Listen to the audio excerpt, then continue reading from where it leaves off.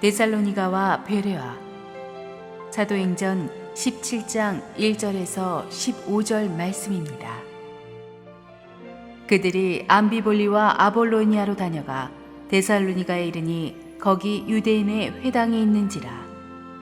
바울이 자기의 관례대로 그들에게로 들어가서 새 안식일에 성경을 가지고 강론하며 뜻을 풀어 그리스도가 해를 받고 죽은 자 가운데서 다시 살아나야 할 것을 증언하고 이르되 내가 너희에게 전하는 이 예수가 곧 그리스도라 하니 그 중에 어떤 사람 곧 경건한 헬라인의 큰 무리와 적지 않은 귀부인도 권함을 받고 바울과 실라를 따르나 그러나 유대인들은 시기하여 저자의 어떤 불량한 사람들을 데리고 때를 지어 성을 소동하게 하여 야손의 집에 침입하여 그들을 백성에게 끌어내려고 찾았으나 발견하지 못함에 야손과 몇 형제들을 끌고 읍장들 앞에 가서 소리질러 이르되 천하를 어지럽게 하던 이 사람들이 여기도 이르매 야손이 그들을 맞아들였도다. 이 사람들이 다 가이사의 명을 거역하여 말하되 다른 임금 곧 예수라 하는 이가 있다 하더이다 하니 무리와 읍장들이 이 말을 듣고 소동하여 야손과 그 나머지 사람들에게 보석금을 받고 놓아주니라. 밤에 형제들이 곧 바울과 실라를 베레아로 보내니 그들이 이르러 유대인의 회당에 들어가니라.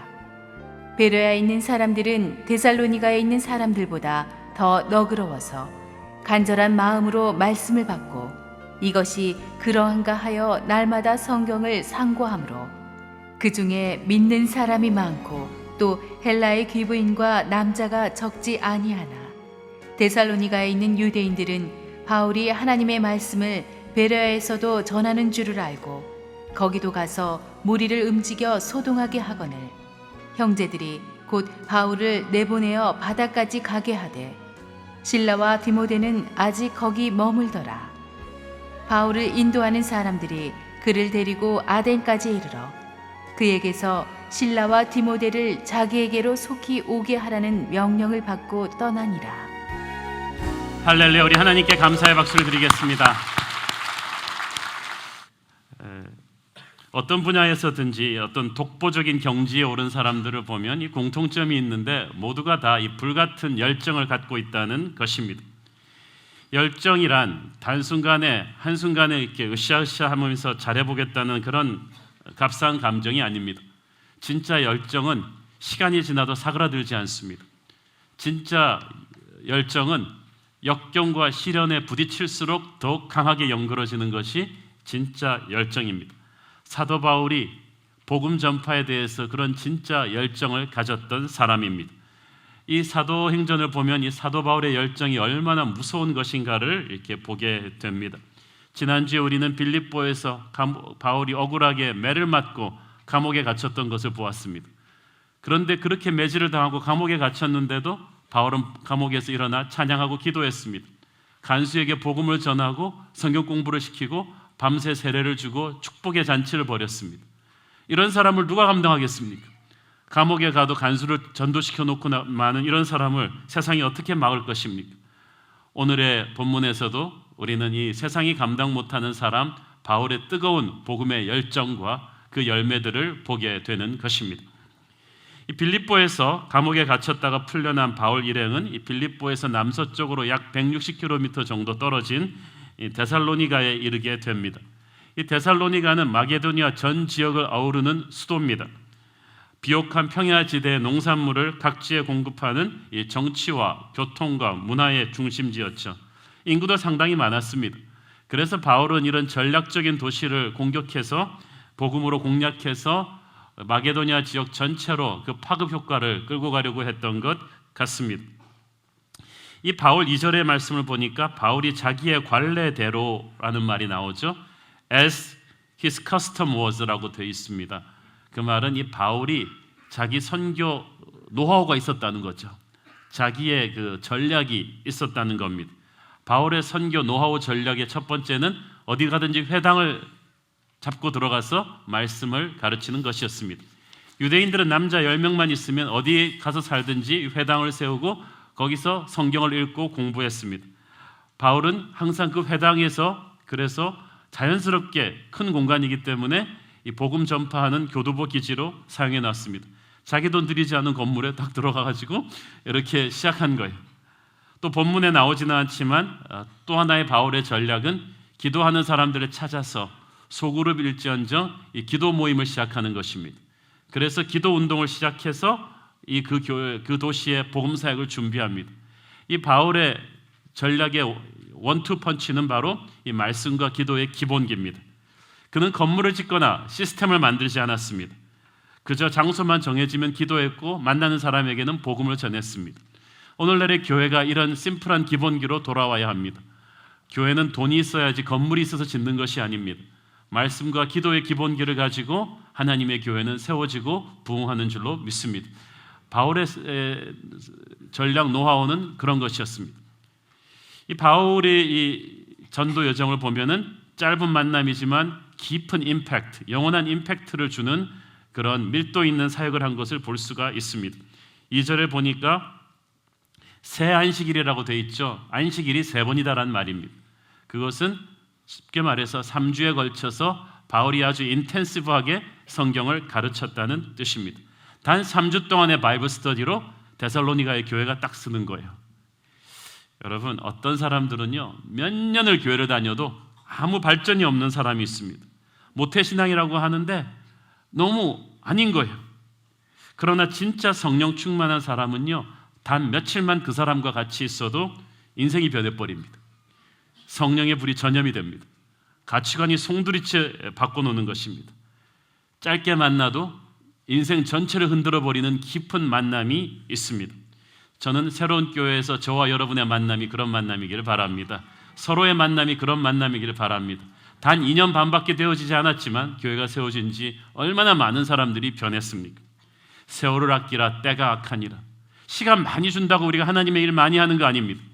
바울은 그토록 교통 불편하고 전화도 인터넷 컴퓨터도 없는 시대에 다니면서 예수 믿고 나서 30년 동안 바울은 로마 제국 전역에 교회를 세우고 신약 성경 반을 쓰고 사람들을 뒤집어 놓았습니다. 여러분, 별 의미 없이 모태신앙 10년 20년 교회 다닌 거 자랑하지 마세요. 그게 자랑거리입니까? 창피거리지. 서당을 10년 다니고 천자문도 못 되고 그게 무슨 말입니까? 우리는 짧은 시간을 함께 있어도 깊은 임팩트를 가지는 그런 만남 되기를 바랍니다. 적어도 예수 믿은 지 2년 3년 됐으면 인생이 변하셔야죠. 생각이 변하셔야죠. 가치관이 변하고 가정이 변하고 비즈니스하는 스타일이 바뀌어지며 눈빛이 바뀌어져야죠. 바울과 한 번 만나면 그렇게 되었다는 것입니다. 저는 여러분을 만나는 사람이 짧게 만나도 그렇게 송두리째 변할 수 있게 되기를 바랍니다. 바울은 어디를 가든지 회당을 선교 기지로 삼고 사역했다. 왜냐하면 회당이 바울한테 제일 편해요. 바울은 어려서부터 유대 최고 율법학자한테 수학하고 자란 사람이거든요. 그래서 구약 성경 토론, 성경 공부를 가지고 바울을 당할 수 있는 사람은 없었습니다. 그러니까 바울이 자기한테 가장 익숙한 세팅에서 가장 익숙한 방법으로 복음을 전하는 거예요. 여러분, 전도나 선교는 획일적으로 하면 안 돼요. 제가 편한 스타일 여러분한테 힘들 수가 있어요. 그래서 여러분이 가장 편한 세팅에서 하면 되는 거예요. 바울은 회당에서 하는 게 제일 편하다는 거예요. 이건 뭐 오래전에 있었던 얘기입니다만은 그래서 가장 편하고 익숙한 방법으로 생활 속에서 전도하는 게 좋다. 그랬더니 그 당시 이제 이발소를 경영하시던 분이 그 당시는 이발소에서 이따만한 이거 면도칼을 들고 면도를 하잖아요. 딱 손님 뉘어놓고 그래 내가 가장 편한 방법으로 해야지. 막 이렇게 크림을 발라놓은 다음에 선생님은 죽음을 맞이할 준비가 되셨습니다. 영원한 천국을 향한 소망이 있으십니까? 100% 그분 말에 의하면 예스라고 대답하는 예수를 믿는다는 거예요. 또 어떤 분은 치과 의사인데 이분은 손님을 눕혀놓으면 자기가 제일 마음이 편하다는 거죠. 여러분, 치과 의자에 누워서 당하는 환자의 공포를 여러분 아세요? 드르륵 막 드리를 돌아가는데 그때 자기는 영혼을 준비가 되었냐고 막 물어본다는 거죠. 제가 그분을 말릴 수도 없고 안 말릴 수도 없고 어쨌든 중요한 것은 자기한테 가장 편한 방법으로 가장 익숙한 방법으로 선교의 전도의 컨택트 포인트를 만드는 게 중요하다는 것입니다.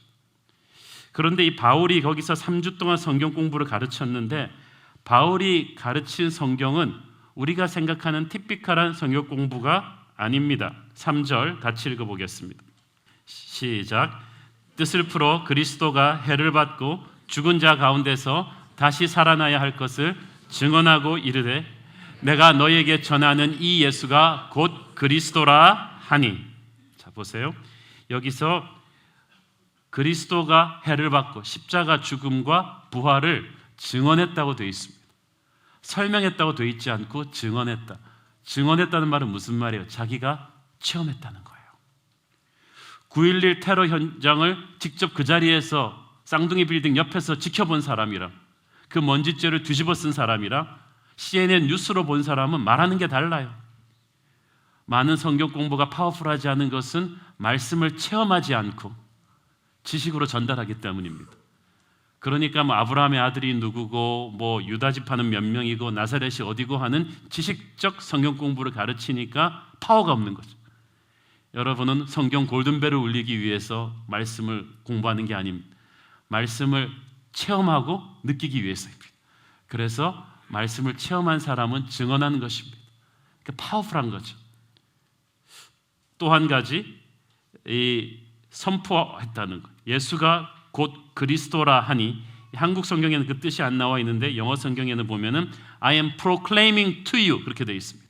나는 너에게 선포하노니 예수가 그리스도시다. 그리스도는 기름 부음 받은 자란 뜻이죠. 구약 성경에 그렇게 유대인들이 열망하던 메시아, 기름 부으심 그 메시아가 바로 예수님이시다라는 것을 설득하는 게 아니라 선포한다. 여러분, 말씀은 설명하는 게 아니라 증언하는 것이고 결론은 설득하는 것이 아니라 선포하는 것입니다. 겸손하게 해야 되죠. 그러나 영적인 권위를 이 말씀을 체험받고 자기가 구원받은 그 사람의 영적인 권위를 가지고 선포하는 것입니다. 하늘과 땅을 만드신 하나님께서 자신의 독생자를 십자가에 죽게 해서 너의 구원을 얻어냈다. 이 구원을 너희가 받을 것이냐 안 받을 것이냐 선택해야 된다. 이것을 선포하는 것입니다. 그래서 오늘 찬양 불렀듯이 선포하라 부활하신 영광의 주 선포하는 것입니다.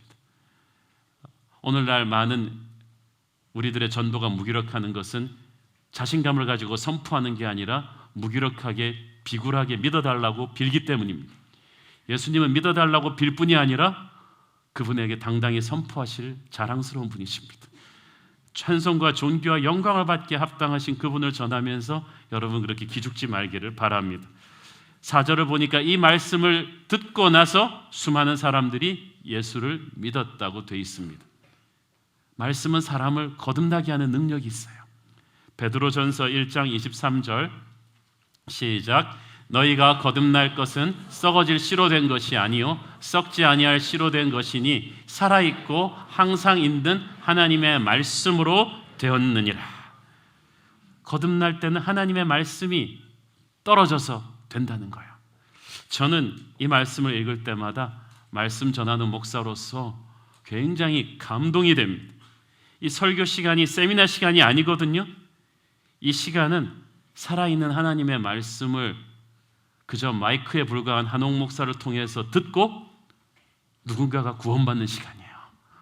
누군가의 운명이 죽음에서 생명으로, 지상에서 영원으로, 지옥에서 천국으로 옮겨가는 인생의 터닝 포인트가 일어나는 시간입니다. 엄청난 시간입니다. 그래서 오늘 우리 교회에서 2,000명 가까운 분들이 예배를 드리지만 인터넷과 팟캐스팅을 통해서 설교 듣는 사람 더 많겠죠. 이 중에 단 한 명이라도 누군가가 하나님을 안 믿고 구원받고 인생이 변하는 역사가 일어난다는 거죠. 이래서 천국에서는 엄청난 잔치가 벌어지는 것이고 하나님 기뻐 춤을 추시는 것입니다. 그래서 천국은 항상 예배 때마다 스페셜 이벤트 팀이 기다리고 있습니다. 누군가가 예수님을 믿는 그 순간을 축복하기 위해서. 말씀이란 그렇게 파워풀한 것입니다. 미국 샌디에고에 그 한 목사님이 계시는데 굉장히 큰 사역을 목표를 잘하고 계시죠. 그분은 월남전 참전 용사였는데 월남전 후유증 때문에 정신병에 걸려서 습관성 알코올 중독이 되어버렸습니다. 그래가지고 어느 날 밤에도 완전히 술이 너무 취해서 월남전에 그 공포가 되살아나면서 이 사람이 샷건을 가지고 장전한 다음에 자기 턱에다 대고 죽기 일보 직전에 켜놓은 TV를 통해서 흘러나오는 빌리 그레함 목사님의 설교를 듣고 예수를 믿었습니다. 딱 그 몇십 초의 차이로 말씀이 그 안에 떨어져서 그가 구원을 받은 거예요. 그리고 미국에서 가장 빠르게 성장하는 교회를 개척하는 담임 목사가 되는 것입니다. 하나님께서 오늘 이 시간에도 그런 인생이 변하는 역사를 누군가에게 행하시고 있다고 믿습니다. 그래서 주일학교 예배도 여러분 소중하게 여겨야 되는 거죠. 어떤 분들은 이렇게 어른 예배 일찍 끝나면 가서 주일학교 아이들 예배 드리고 있는데 막 나오라 그럽니다. 집에 가야 된다. 그럼 무식한 사람들을 다 보겠어요. 아니 그 아이의 영혼에 지금 말씀이 떨어져서 여러분이 백날 과외시켜도 안 될, 한참 인성교육도 안 될 엄청난 일을 그 아이의 운명을 하나님이 바꾸고 계신데 뭐 여러분 일찍 집에 가야 된다고요? 그런 무식한 부모가 어디 있습니까? 여러분이 밖에서 통성기도해도 모자랄 판에 이 말씀이 선포되는 이 시간 정말 중요한 것입니다. 누군가의 운명이 바뀌고 있는 거예요. 이 말씀이 떨어질 때 다양한 계층과 환경의 사람들이 동시에 변화가 됩니다. 그날 데살로니가에서 구원받은 사람들을 보니까 4절을 보니까 첫째는 경건한 헬라인의 큰 무리가 구원받았다고 했습니다. 경건한 헬라인이란 이방인들이지만 구약 성경의 하나님에게 늘 믿고 있던 복음에 대한 마음이 열려있던 사람들이에요. 이 사람들이 a large number of them, 굉장히 많은 숫자가 구원을 받습니다. 우리가 생각하는 것보다 구원받을 사람 많아요. 또 적지 않은 숫자의 귀부인들, 잘 나가는 도시니까 상류층의 귀부인들이 허무주의에 빠지거나 화려한 소비 문화에 빠져서 인생의 공허함을 느끼고 있었는데 이 회당에 나왔다가 복음을 듣고 예수를 믿은 것입니다. 또 여기 나오지 않지만 이 설교를 들은 유대인들의 상당수도 복음을 받아들입니다. 전혀 예기치 않았던 똑같은 복음인데 어떤 유대인들은 핍박하는데 어떤 유대인은 복음을 받아들여요. 이렇게 짧은 시간에 많은 사람들이 이 복음을 받아들인 것은 바울이 설교 잘했기 때문도 있지만 그거는 한 10%도 안 되고 99% 성령님의 역사입니다. 성령님의 능력이에요. 여러분 우리가 논리적으로 잘 유창하게 못 가르쳐서 복음을 안 받아들였다고 생각하는데 그게 아니에요. 성령의 터치가 있어야 되는 거예요. 어떤 날은요, 저도 인간적으로 굉장히 죽순 설교가 있습니다. 제가 느낌에 보기에도 이게 굉장히 잘 안 되는 설교가 있습니다. 지금 어떤 분들 생각에 오늘이 그날이 아닌가 그런 생각하는 분인데 그런 생각을 하지 마시오. 오늘은 그날이 아닙니다. 그런데 전혀 예기치 않았는데 그 설교를 듣고 예수 믿고 인생이 변한 분들이 있어요. 왜냐하면 제가 설교한 지 1년, 2년 지나서 어디 길에 다니다가 사람을 만나기도 하는데 저는 그분을 모르는데 그분이 반갑게 인사하면서 그날 그 설교에 은혜 받았다는 거죠. 원래 죽순 설교는 오래 기억이 나는 법인데 이분이 은혜를 받았다는 거죠. 제가 제 생각에도 아주 잘했다고 생각하는 설교에 은혜 받으면 제 공로인데 그 설교에 은혜 받았다는 것은 이거는 한홍이 아니라 예수님이 하신 거야. 힘으로도 능으로도 아니 되나 오직 나의 신으로 되느니라. 그래서 말씀을 전할 때 기도하는 것입니다. 그래서 여러분이 말씀을 듣기 전에 기도하시는 것입니다. 그래서 여러분 그 예배 시간 때도 보면요, 설교 시작하기 아슬하기 전에 그냥 야구에 홈스테이 하듯이 교회로 딱 입성하는 분이 계세요. 그리고 오늘도 아슬아슬했어. 1초도 낭비하지 않고 들어왔어. 그러면 안 돼요, 여러분. 주차팀도 힘들고 주일학교 선생님도 힘들고 셋째, 여러분이 준비가 안 된 채로 설교를 듣게 돼요. 적어도 좀 일찍 오셔서 기도하고 마음의 준비를 하셔야지. 그건 워밍업 안 하고 경기 뛰는 거랑 마찬가지예요. 저도 기도하고 설교해야 되지만 여러분도 기도하고 들으셔야 됩니다. 그때 여러분의 인생에 예기치 못했던 하나님의 인생 역전 홈런이 터지는 거예요. 바울의 설교를 통해서 많은 사람들이 예수 믿었지만 또 극렬한 핍박이 일어납니다. 이들은 저자의 불량배들까지 동원해서 도시에 폭동을 일으킵니다. 5절에 보니까 그리고 바울과 실라가 묵고 있던 야손의 집을 습격해서 바울 신라를 잡으려고 했습니다. 그런데 바울 신라도 곳곳에서 핍박을 워낙 당하다 보니까 이 도망치는 눈치는 도사입니다. 딱 보고 이게 아닐 것 같으니까 없어요, 이미 거기. 그래서 야손과 그 식구들만 끌려갔습니다. 근데 끌려가서 이 사람들이 이제 관리들 앞에서 모함하잖아요. 온 천하를 어지럽히는 사람들이다. 또 7절에서는 보면 아주 희한한 죄목을 말합니다. 7절 함께 읽겠습니다. 시작. 야손이 그들을 맞아 들였도다. 이 사람들이 다 가이사의 말을 거역하여 말하되 다른 임금 곧 예수라 하는 이가 있다 하더이다. 자, 로마는 종교의 자유에 대해서 아주 관대하기 때문에 다른 종교를 설파한다는 것만으로 죄를 걸 수는 없어요. 그렇지만 로마는 반역에 대해서는 무섭게 처벌합니다. 그래서 이 사람들이 항상 거는 게 가이사에게 반역한다, 로마 황제에게 반역한다는 걸로 겁니다. 예수님 십자가에 못 박을 때도 빌라도가 주춤주춤하니까 뭐라 그럽니까? 예수를 놔주면 당신은 가이사의 충신이 아닙니다. 이 말 한마디에 빌라도가 화들짝 놀라서 예수님을 십자가에다 내어주죠. 사실 복음 전하는 것과 로마 황제와 아무 상관이 없거든요. 예수님께서도 나의 왕국은 이 땅의 것이 아니라고 하셨습니다. 그렇지만 그들은 명분을 만들어야 되는 거예요. 그래서 예수 문제를 정치화시키는 것입니다. 이 사탄이 세상 세력을 움직여서 주님의 교회를 핍박할 때 패턴이 똑같습니다. 사람들을 앞세웁니다. 군중을 앞세워서 플랜카드를 들고 머리에 빨간띠 메고 데모하게 합니다. 소동을 일으킵니다. 정치적인 이슈를 만듭니다. 안티 기독교 여론을 조장합니다. 그래서 이 앞에 서 있는 사람들이, 이들에게 동원된 사람들이 아주 언어가 과격합니다. 폭력적인 행동을 합니다. 빌립보에서도 그랬고 데살로니가에서도 그랬고 2012년 대한민국 서울도 마찬가지입니다. 그리고 또 여기에 맞장구 쳐주는 관리들이 있습니다. 유대인들에게 반대하는 유대인들에게 넘어가서 체포된 크리스천들을 엄히 다루고 감금했습니다. 지난주에도 다루었지만 관리들은 힘이 있는 자 같으나 굉장히 힘이 없어요. 예나 지금이나 2000년 전이나 지금이나 이 관리들은 똑같습니다. 군중의 눈치를 보고 윗사람 눈치 보고 그저 오늘도 무사히 자기들 다치지 않기에 최고의 신경을 쓰는 사람입니다. 그렇지만 하나님의 사람들은 아무 힘이 없지만 담대합니다. 평안합니다.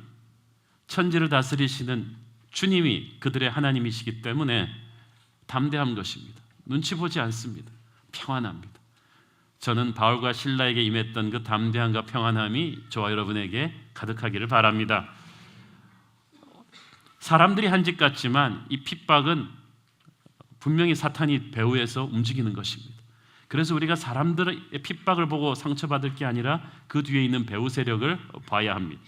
데살로니가 전서 2장 18절 시작.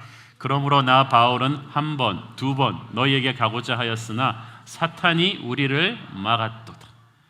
이 데살로니가 교회가 부흥하려고 하니까 계속 사탄이 그걸 막는다는 거예요. 우리가 이것을 각오해야 합니다. 그래서 이 데살로니가에서 쫓겨난 이 바울과 실라는 이제 데살로니가에서 남쪽으로 80km 정도 떨어진 조용한 전원도시 베레아로 갑니다. 잠깐 여기서 이 바울의 이동 경로를 우리 PPT 지도로 보겠습니다. 지난주에 유럽 선교의 첫 번째 관문인 빌립보에서 이렇게 움직였죠. 그 빌립보에서 남서쪽으로 160km 내려온 곳이 데살로니가고, 데살로니가에서 남쪽으로 80km 더 내려오면 베레아입니다. 160km, 80km 그러면 요즘 고속도로로 뭐 2시간 정도면 가니까 쉽게 생각하시겠지만 그 당시 차도 없고 고속도로도 없고 길은 안 닦여 있고 산적들이 출몰하는 힘든 길을 뙤약볕을 걸어간 거예요. 이게 쉬운 길이 아닙니다. 이 베레아는요, 특별히 데살로니가보다도 정치적, 경제적, 문화적인 중요도가 한참 밑으로 내려오는 곳입니다. 인구도 적습니다. 그래서 좀 시골틱한, 한마디로 말해서 잘 나가는 도시는 아니었습니다. 그런데 세상적으로 조금 더 볼품없는 이 도시 사람들이 마음은 훨씬 더 순박하게 복음에 대해서 열려 있었다는 것입니다. 11절 함께 읽겠습니다. 시작. 베레아에 있는 사람들은 데살로니가에 있는 사람들보다 더 너그러워서 간절한 마음으로 말씀을 받고 이것이 그러한가 하여 날마다 성경을 상고하므로. 데살로니가 사람들이 얼마나 싸나웠든지 베레아 사람들은 훨씬 너그러웠다고 누가가 다 기억하고 있어요. 누가는 누가 했는지 다 기억하고 있어요. 그래서 착 적습니다. 이 데살로니가 베레아 사람들을 보니까 그들은 목마름이 있었다는 거예요. 간절한 마음으로 말씀을 받고, 그러니까 건성건성 하품 쩍쩍하면서 대충 말씀을 들은 것이 아닙니다. 영적인 목마름을 가지고 기대감을 가지고 말씀을 흡수했습니다. 한 2년 전에 제가 한 지방 도시의 작은 교회 청년부 집회를 하룻밤 가서 인도한 적이 있습니다. 어떻게 아시는 분이랑 연결이 돼서 내려갔는데 제가 그 인도한 집회 중에 가장 소규모의 그런 집회였습니다.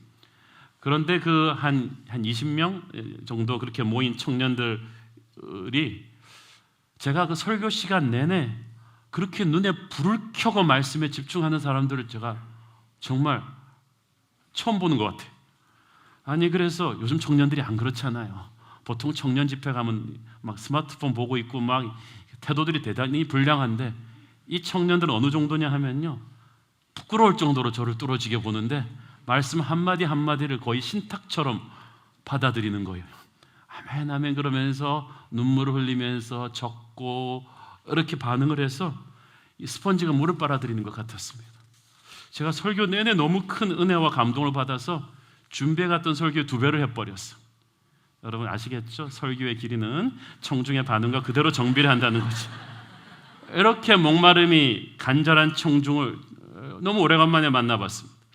집회 후에 이제 청년들과 다가를 하면서 이렇게 질문도 받고 그러는데 청년들이 이렇게 뭐 인생 그 여러 가지 실제적인 질문을 할 때 제가 성경을 중심으로 대답을 해줄 때 거기에 대해서 질문하고 대답하고 듣는 폼이요, 마치 이게 유명한 외국의 스타가 한국 방문했을 때 이 기자들 열정과 똑같은 거죠. 얼마나 열심인지 제가 너무 놀랐어요. 그냥 제 옆에 딱 붙어가지고 계속 물어보고 대답하고 그러는 거예요.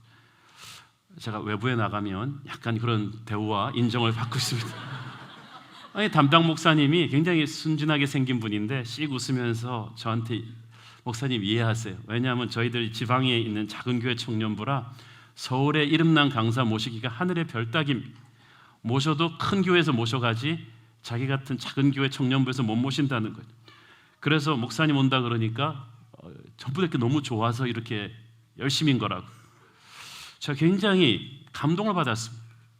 아마 베레아 사람들이 바울에게 그런 감동을 주지 않았나 생각이 됩니다. 목마른 사슴이 시냇물을 찾아 헤매이듯이 그런 갈급함이 그들에게 있었다는 것입니다.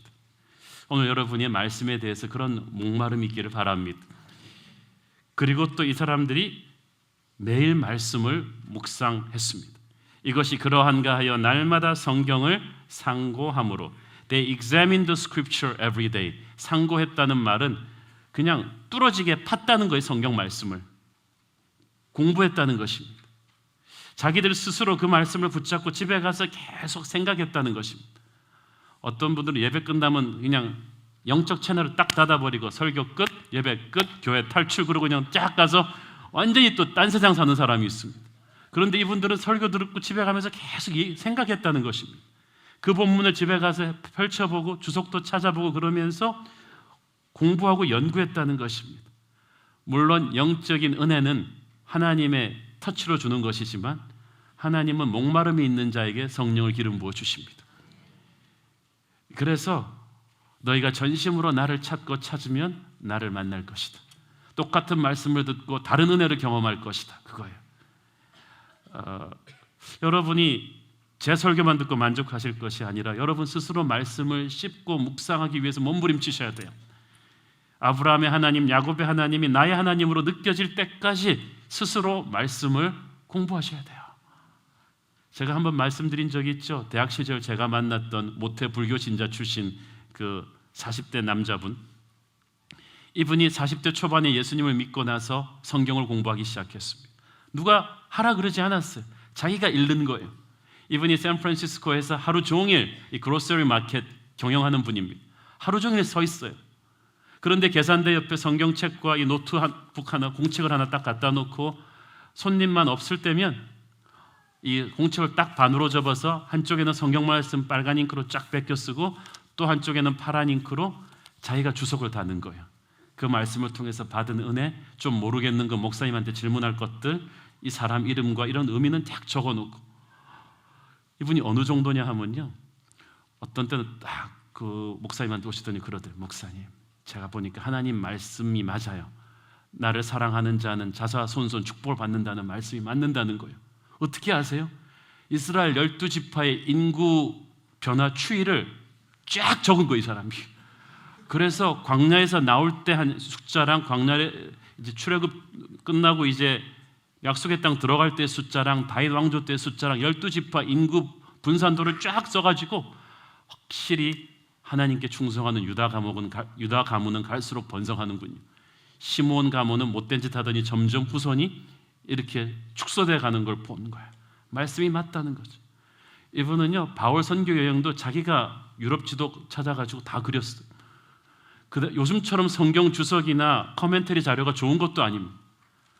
2년 만에 신구약 성경 다 베껴 쓰고 너덜너덜한 공책이 몇 권이 나온 거 있죠.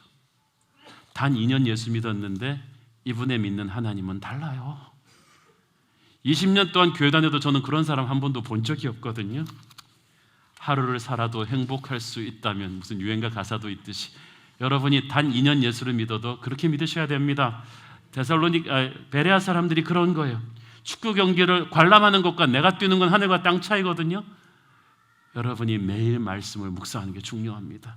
그래서 이 말씀이 내 안에 탁 클릭이 되도록 그렇게 베레아 사람들이 목마름과 진지함으로 말씀에 다가갔다는 것입니다. 그러니까 여기서 열매가 많이 생긴 거예요. 유대인들, 헬라 남자들, 귀부인들이 여기서 많이 예수를 믿습니다. 보면은 바울이 가는 곳마다 하나님이 준비해 놓은 사람들이 있어요. 의외의 인물들이 탁탁 나타났어요. 빌립보에서 감옥의 간수가 교회의 기둥이 될 줄 누가 알았겠어요? 강가에 나와서 기도하는 그 여성 CEO 루디아가 교회의 구심점이 될 줄 누가 알았겠습니까? 하나님은 항상 이 놀랬지 하나님이거든요. 어떤 도시에 내가 기대하지 못한 서프라이즈가 딱 있어요. 이 데살로니가 베레아에도요, 이런 하나님이 준비해 놓은 것 같은 사람들이 착착착 나타난 거예요. 여러분, 전도하고 선교할 때 이 생각을 가지면요, 이게 선교가 두렵질 않아요. 우리가 전도하고 선교할 때 이거 그냥 계속 싸우고 안 되는 거 막 집어넣고 이런 거라고 생각해서 그렇지, 하나님이 이미 익힐 대로 익혀놓으신 사람을 내가 톡 건드려서 추수하는 것뿐이다 라고 생각하면 하루하루가 얼마나 기대가 되고 흥분이 되겠습니까? 그러니까 여러분, 힘들게 생각하지 마시고 내일 출근하면서부터 걸리는 사람들을 한번 쫙 보세요. 툭 건드리면 예수 믿을 것 같은 느낌이 오는 사람들이 좀 있어요.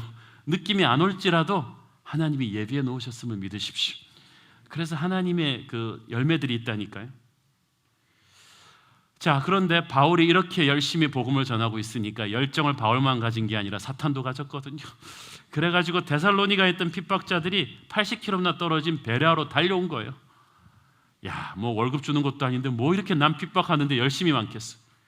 사람의 힘으로 하는 게 아니라 사탄이 시켜서 하니까 이런 거예요. 하나님의 일도 성령이 시켜서 하니까 열정을 가지고 하듯이 어둠의 일도 사탄이 시켜서 하니까 이 핍박자들이 열심을 가지고 쫓아온 것입니다. 특히 데살로니가 베레아에서 아주 악랄한 저항이 있었습니다. 근데 우리가 하나님의 일을 하다가 어떤 지역에서 특별히 강렬한 저항이 있을 때 주춤할 것이 아니라 이게 왜 이런지 생각해 보세요. 전쟁하다가 많은 그 장교 매뉴얼에 나오는 게 있습니다. 이상하게 적군의 저항이 지나치게 치열할 곳은 거기가 전략적 요충지라는 거죠. 우리 군 정보부가 파악하지 않은 어떤 무기 창고가 있든지 적군에게 굉장히 중요한 데기 때문에 의외에 생각했던 것보다 더 강한 저항이 나오는 거라는 거예요. 영적 전쟁도 마찬가지거든요.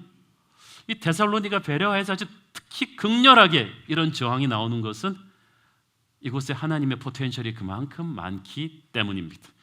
그래서 부흥하는 교회는 초창기에 영적 전쟁이 많아요. 하나님이 귀히 쓸 사람들은 헌신하고 이렇게 훈련받고 이러고 할 때 얼마나 영적 전쟁이 많은지 몰라요. 그때 여러분 기대하십시오. 주춤하지 마시고 내가 좀 은혜 받고 잘해보려 하는데 왜 이러나, 그게 아니라 은혜 받고 잘해보려 하니까 사탄이 인물을 알아보고 달려드는 것이에요. 그때 여러분 자랑스럽게 생각하세요. 드디어 내가 어느 정도 수준에 올랐나 보다. 베드로전서 5장 8절 9절을 보십시오. 시작.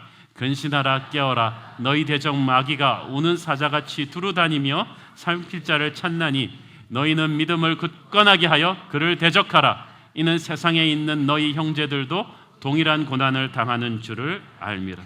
이것은 나만의 싸움이 아니고 우리 교회만의 싸움이 아니라 전 세계에 흩어져 있는 모든 형제 교회들의 싸움입니다. 특히 부흥하고 있는 교회, 전도하려고 하는 교회, 성령께서 그 나라의 색깔을 바꿀 터닝 포인트로 사용하실 전략적인 교회들한테는 강한 영적인 공격이 온다는 거죠. 그래서 근신하라, 깨어라, 놀라지 말라, 그것입니다. 이 베레아의 형제들이 그래서 급히 바울을 피신시켰고, 바울은 또 배를 타고 아테네로 이동합니다. 이 사도 바울의 전도 여행 스케줄을 보면 간단합니다. 주어진 시간 동안에 아주 밀도 있게, 아주 그냥 일본말로 하면 이빠이로 그냥 열심히 하는 거예요. 최선을 다해서 복음을 전하다가 핍박이 극에 달아서 도저히 그 도시에 있을 수 없을 정도 되면 그것을 하나님이 새로운 문으로 보내시는 사인이라고 보고 거침없이 옮깁니다. 전도나 선교를 그만두는 게 아니고 선교의 방향을 또 딴 데로 옮기는 거죠. 우리는 사역 자체를 그만둬 버리잖아요. 영적 공격이 심해지면 에이 나 안 해. 근데 그게 아니고 안 하지 마시고 딴 걸 하시면 돼요. 사역을 옮겨가는 거죠. 그래서 하나님이 열렸던 문을 어느 시점에 닫으시면요, 갈등하지 마시고 또 다른 열린 문으로 가시면 되는 거죠. 그렇게 바울은 쫙쫙쫙 옮겨갑니다. 이렇게 해서 옮겨간 아덴에서 또 다음 주에 놀라운 부흥의 열매가 태어나게 됩니다. 하나님의 사역은 참으로 신비롭게 열매를 맺어요. 데살로니가가요 굉장히 싸나웠던 데입니다. 천하의 바울과 이 실라도 정말 힘들었어요. 그러니까 오직하면 누가가 기록했겠어요. 아유, 베레아에 오니까 살 것 같다. 여기 있는 사람들은 훨씬 더 너그러워서 누가가 이렇게 대놓고 어떤 지방 사람들을 욕하기는 처음이거든요. 그 정도로 데살로니가가 셌다는 거예요. 여러분, 처음에 사역할 때 굉장히 터프한 데가 있습니다. 처음에 예수 믿을 때 굉장히 깐깐한 사람이 있습니다. 그런데 오히려 거기에 기회가 있다는 것입니다. 어떤 분이 얘기를 합니다. 목사님, 저는 소용없어요. 머리가 돌이기 때문에 뭘 배워도 잊어버립니다. 하지만 돌에는 한 번 새기면 영원히 지워지지 않는 임팩트가 있으니까 포기하지 말라는 거죠.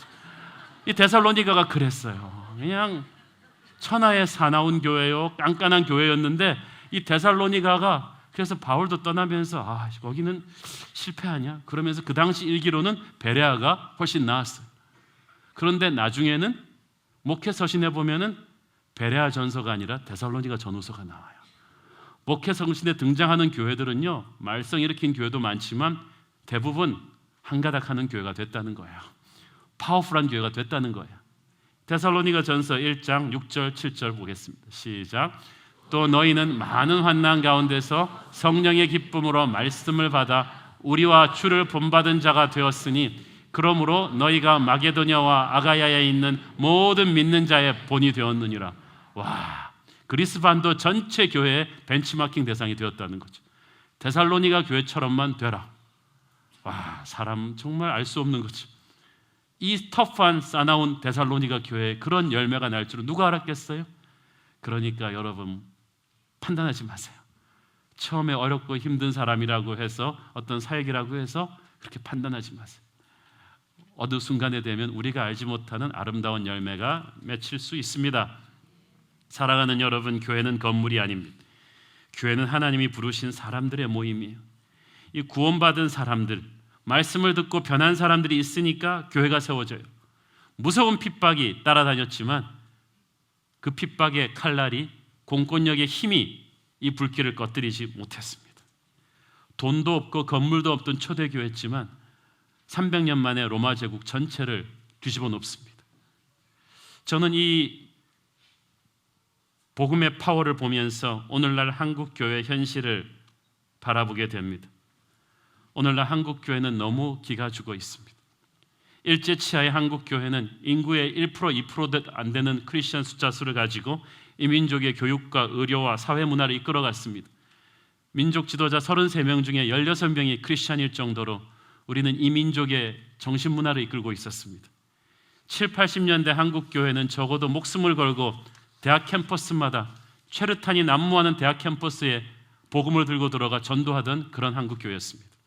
그때는 적어도 우리는 민족의 가슴에 피 묻은 그리스도를 심어 이 땅에 푸르고 푸른 그리스도의 계절이 오게 하자는 꿈을 꾸었습니다. 복음으로 나라 전체의 운명을 바꾸겠다는 열정과 비전이 있었습니다. 그런데 오늘날 기독교회는 너무나 기가 죽어버렸습니다. 오늘날 일부 교회 목회자들의 잘못으로 인해서 안티 기독교 분위기가 강해졌다고 해서 우리는 너무 기가 죽어 있습니다. 교회가 잘못한 거를 잘했다는 것은 아닙니다. 잘못한 것들은 솔직하게 하나님 앞에서 회개하고 고치면 될 일입니다만은 그렇다고 해서 우리가 세상 앞에서 기죽을 이유는 없습니다. 예수 믿는 사람들이 일부 잘못한 것이지 예수님이 잘못된 건 아닙니다. 그분은 찬송과 존귀와 영광을 받기에 합당하신 분인 것입니다.